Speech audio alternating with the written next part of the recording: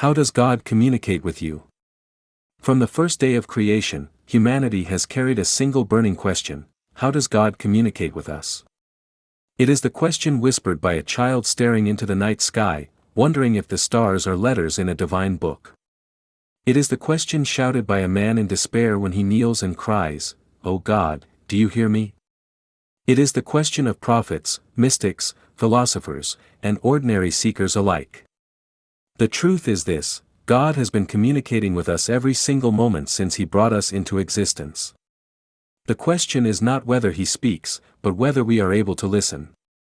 God's voice is not always thunder from the heavens.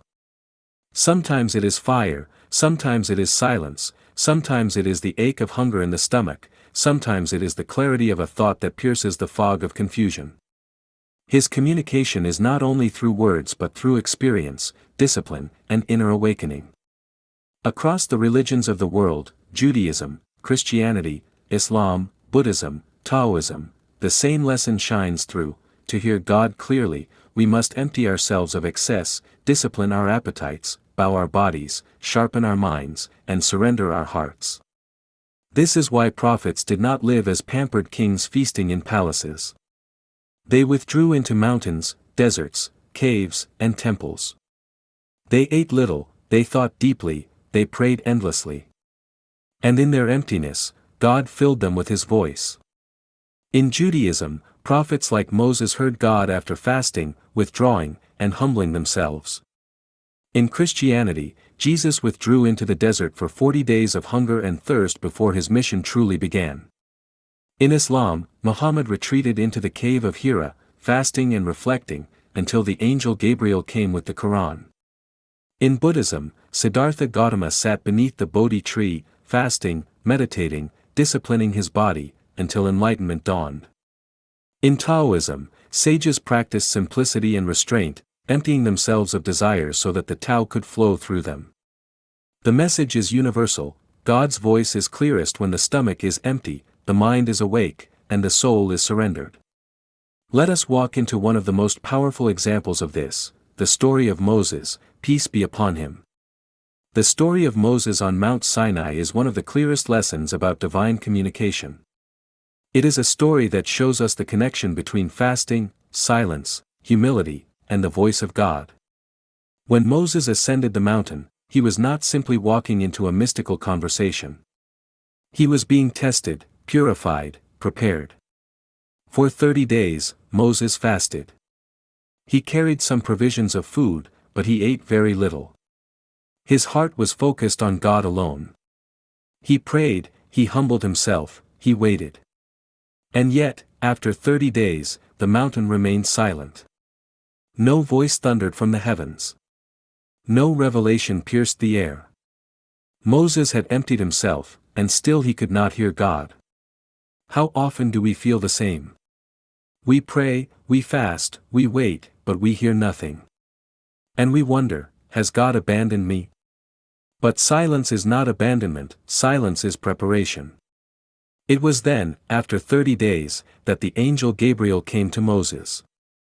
And Gabriel said to him, "Your Lord commands you to fast for 10 more days. But this time, do not break your fast with food or water. Remain completely empty until the 40th day."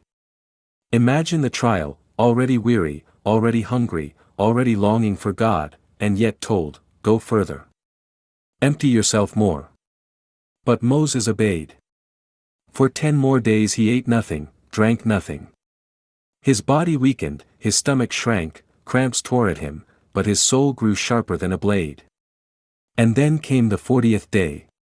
On that day, when his body was at its weakest but his soul was at its strongest, the veil was lifted. God spoke to Moses directly, without any intermediary. No angel, no barrier, no separation. The eternal voice of the Creator filled the emptiness of His servant. This was not just an event for Moses.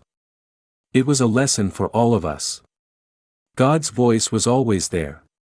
But it was drowned out by the noise of the body, the distractions of appetite, the heaviness of the flesh. Only when Moses had stripped all of this away, when his body was empty, when his ego was broken, when his mind was sharp with hunger, only then could he hear what was always present, the voice of God. The story of Moses teaches us that communication requires discipline, fasting opens the heart, patience is essential, and God's voice is direct when the ego disappears. When Moses descended from the mountain, his face shone with light. Why? Because when God's light enters the soul, it radiates outward.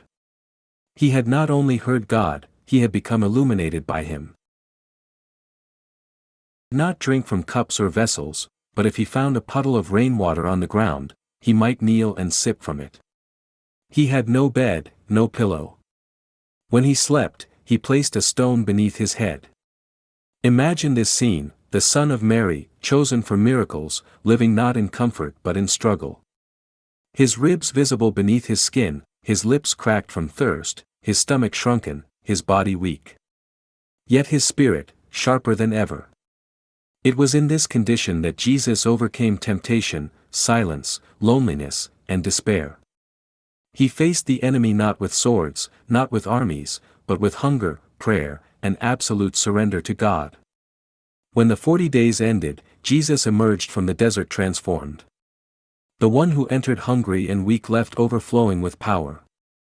Only then did he begin to heal the blind, to raise the dead, to feed the multitudes, to preach with authority. And here lies the mystery, his miracles were not in spite of his hunger, they were because of it. The emptiness of his stomach became the vessel of God's fullness. The weakness of his body became the channel of God's strength.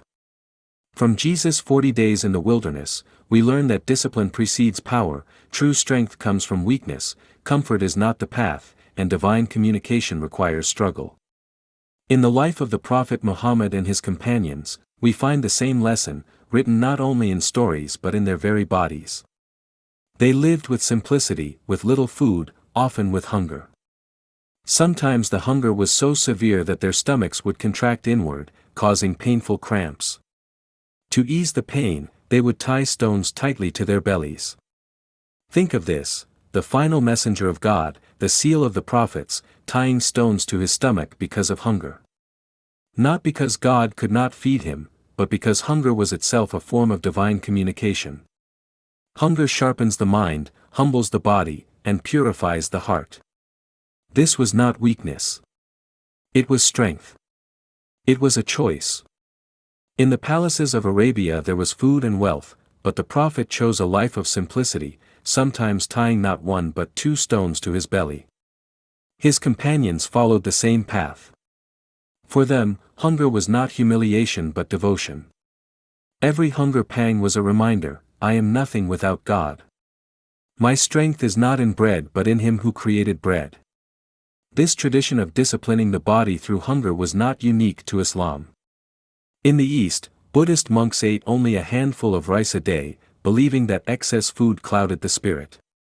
Taoist sages practiced fasting not only from food but from desires, so that their hearts would be light enough to hear the Tao. Hindu yogis lived on roots and herbs, believing that light food kept the body clean and the soul open. Across cultures, the wisdom is the same, when the stomach is heavy, the soul is chained. When the stomach is light, the soul flies free. In Buddhism, Siddhartha Gautama, who became the Buddha, also discovered that hunger and simplicity open the soul to truth. He abandoned the palace life, the feasts, the riches. He sat beneath the Bodhi tree, fasting and meditating. His disciples carried bowls, but those bowls were often empty, except for the small offerings of villagers. The Buddha taught, all that we are is the result of what we have thought. But those thoughts become sharp only when the stomach is light and the mind is clear. In Zen Buddhism, silence itself is called the voice of God. A monk may sit for hours in meditation, saying nothing, eating little, simply listening. And in that silence, the communication of the ultimate truth, call it God, Dharma, enlightenment, becomes clear. In Taoism, the Tao is the way, the source of everything. Laozi, the sage of the Tao, wrote, "The Tao that can be spoken is not the eternal Tao." God's voice cannot always be caught in words, it must be experienced. Taoist sages practiced something they called Xin Zhai, fasting of the heart. This meant more than not eating, it meant emptying oneself of distractions, desires, and attachments. They believed that too much food, too many desires, too much noise blocked the flow of the Tao. But when the body and heart were light, the Tao whispered like a stream through the soul. From Moses on Sinai, to Jesus in the desert, to Muhammad with stones on his stomach, to Buddhist monks beneath the Bodhi tree, to Taoist sages listening to the river, the message is the same: eat little, pray much, think deeply, live simply. God's communication is not bound by geography or tradition. Whether in a desert cave, a mountain temple, or beneath a tree, the pattern is universal: when the body empties, the soul fills; when the ego bows, God speaks. You reminded us of something that echoes through every tradition: the fastest way to God is with little food and deep thinking. God gave us many gifts: the sky, the earth, the body, the senses, but the greatest gift He gave us is the power of thought. Thinking is not a distraction from God, it is the road to Him. When we think deeply, we begin to see the patterns of creation. We begin to see that everything points back to Him. The Quran repeats the question again and again: do you not think? Do you not reflect? The prophets did not come only to perform miracles, they came to awaken our minds. You also spoke about bowing. When a person bows in prayer, blood flows more freely to the brain. The body becomes humble, the mind becomes awake, the soul vibrates with strength. Bowing is not only symbolic submission to God, it is also a physical awakening of the body and the spirit. When you bow, you remind yourself that you are nothing before your Creator. And in that moment, when the I disappears, God's presence becomes near. And let us not forget the beauty of a smile. You said, do not forget to smile, because when you smile at God, and God smiles back. What a simple but profound truth. Too many people imagine that holiness is only fasting, only discipline, only seriousness. But joy, gratitude, and kindness are also divine communication. When you smile at God, you feel His smile in your heart. And when you smile at others, you become a channel of His love. Religions are not the only voices in this story. Philosophers across the ages also wrestled with how God, or the ultimate reality, speaks to us. The Greek philosopher Socrates declared, "Know thyself." He believed that within self-knowledge lies the key to divine wisdom. For to know the soul is to know the spark of God within it. Saint Augustine, one of the greatest Christian thinkers, wrote, "Our hearts are restless until they rest in you." For him, the very longing of the soul was God's communication. Restlessness, emptiness, hunger, these are not accidents. They are the ways God calls us back to Him. Baruch Spinoza, the Jewish philosopher of the 17th century, believed that God was not distant but present in everything.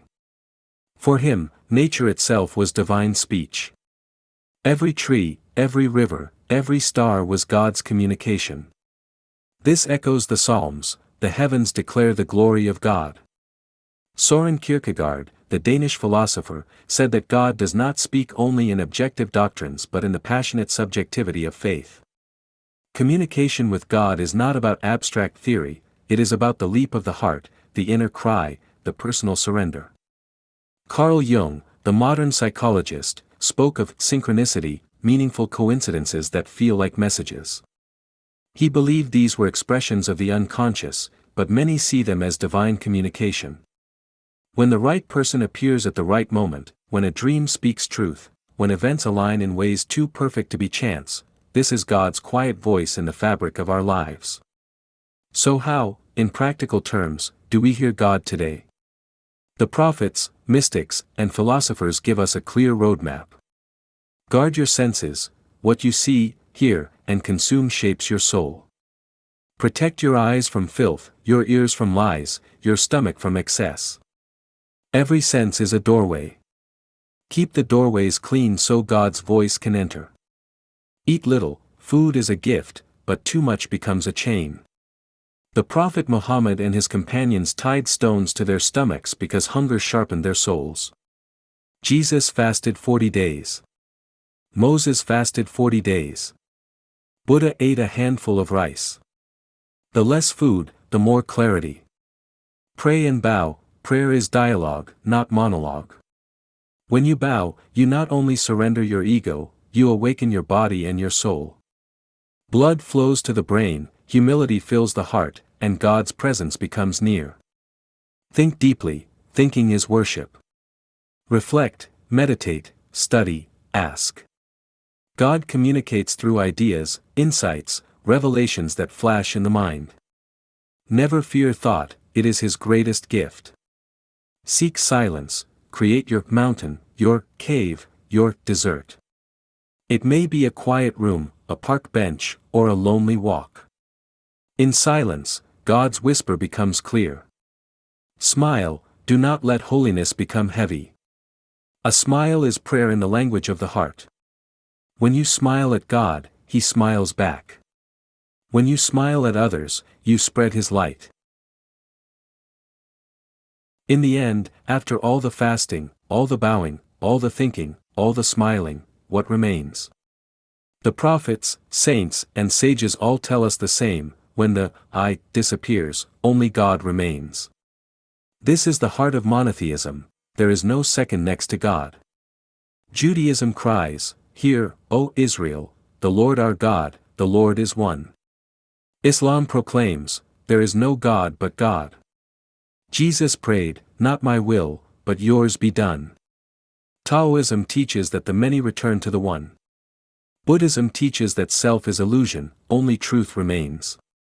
When the ego dissolves, the separation vanishes. God is not only speaking to you, He is speaking through you, within you, as you. So, how does God communicate with you? He communicates through prophets and scriptures, through angels and signs, through mountains and deserts, through hunger and silence, through thought and prayer, through smiles and tears. He communicates through Moses fasting 40 days, through Jesus starving in the wilderness, through Muhammad tying stones to his stomach, through Buddha beneath the Bodhi tree, through Taoist sages fasting their hearts. He communicates through Socrates' questions, Augustine's restless heart, Spinoza's nature, Kierkegaard's leap of faith, Jung's synchronicities. He communicates through your conscience, your hunger, your smile. And He has never stopped. If you take one step toward Him, He takes 10 steps toward you. If you whisper, He answers. If you bow, He lifts you. If you empty yourself, He fills you. He is closer than your jugular vein. Closer than your breath. Closer than your heartbeat. And when the I disappears, when all illusions fall away, what remains is only God.